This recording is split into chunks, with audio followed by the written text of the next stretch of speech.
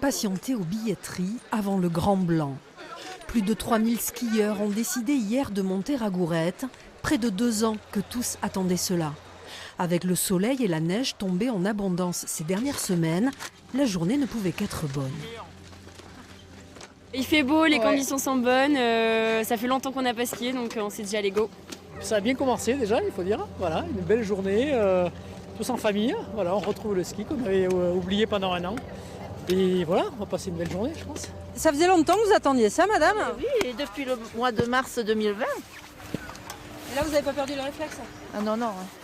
J'espère. On va voir, ça va être la première descente.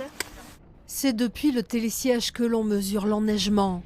3 mètres en haut des pistes, 2 mètres en bas, un domaine ouvert à 70%. Malgré une neige un peu dure, les sensations sont bien là. Une répétition générale pour la station qui va profiter de cette semaine pour tout mettre en place avant l'ouverture définitive vendredi.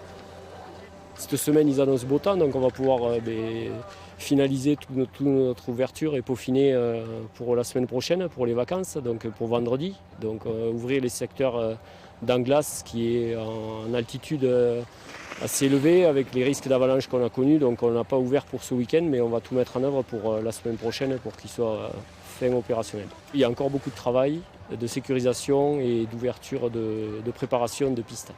Objectif, ouvrir le domaine à 100% pour les congés de fin d'année.